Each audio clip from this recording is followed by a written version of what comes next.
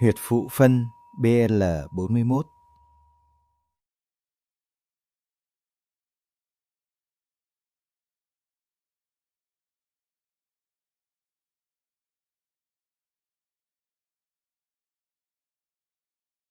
Vị trí.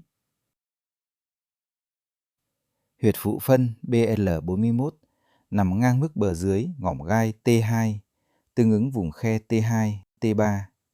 Trên đường bả, tuyến tham chiếu cách đường giữa lưng 3 thốn.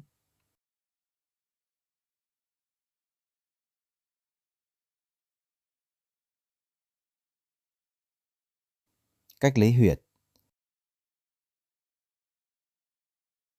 Xác định vị trí của T2. Cách 1 qua mỏm gai C7. Mỏm gai đốt sống cổ C7 thường nhô cao nhất, dễ sờ thấy. Khi cử động cổ, gập, duỗi hoặc xoay, mỏm này di động theo các đốt sống cổ phía trên. Đốt sống ngực T1 nằm ngay dưới C7, mỏm gai T1 hầu như không di động theo các cử động cổ. Đốt T2 nằm ngay dưới T1.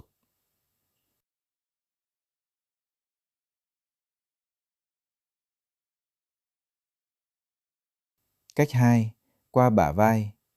Người bệnh đứng hoặc ngồi thẳng, hai tay buông thõng tự nhiên. Mép trên của góc trong xương bả vai thường đồng mức với mỏm gai T2. Góc dưới xương bả vai khi thả lỏng thường ngang mức với mỏm gai T7.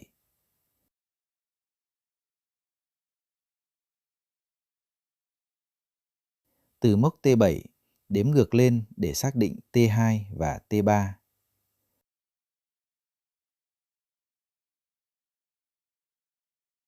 Xác định đường bả, đường ngửa bả.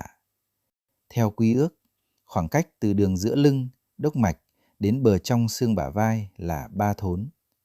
Đường bả chạy song song với đường giữa lưng, đi qua bờ trong xương bả vai, cách đường giữa lưng 3 thốn.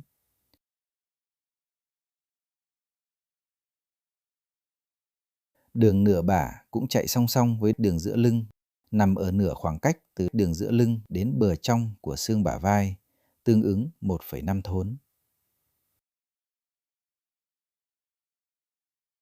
Xác định huyệt. Từ điểm giữa mỏm gai T2 và T3, tương ứng bờ dưới mỏm gai T2. Xác định đường ngang tham chiếu, điểm giao với đường bả, xác định vị trí huyệt phụ phân BL41.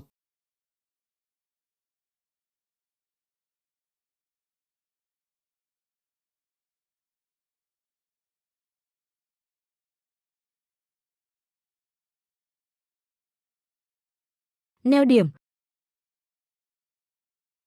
Huyệt phụ phân BL41 nằm trên đường bả, cách đường giữa lưng 3 thốn, ngang mức khe mỏm gai T2, T3.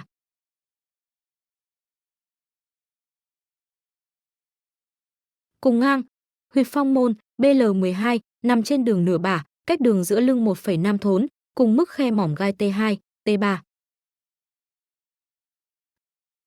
BL41 là huyệt cao nhất trên đường bả.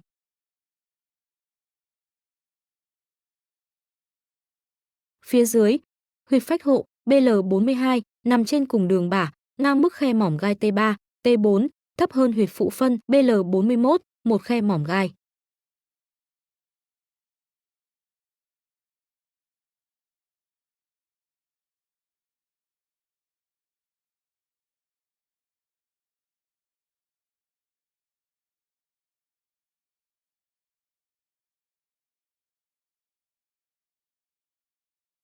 Tác dụng và chức năng chính. Khu phong, thông lạc kinh bàng quang vùng lưng, vai, cổ, khai thông kinh lạc vùng cột sống và vai gáy, giảm tắc nghẽn khí huyết và đau cứng lưng trên. Khu phong hàn, giảm đau do ngoại tà, loại bỏ phong, hàn xâm nhập, giảm co cứng, đau nhức và hạn chế vận động cổ, vai và lưng trên. Hoạt huyết, hành khí, thư cân, lưu thông khí huyết dọc đường kinh, giảm căng cơ và đau do khí trệ hoặc tuần hoàn kém.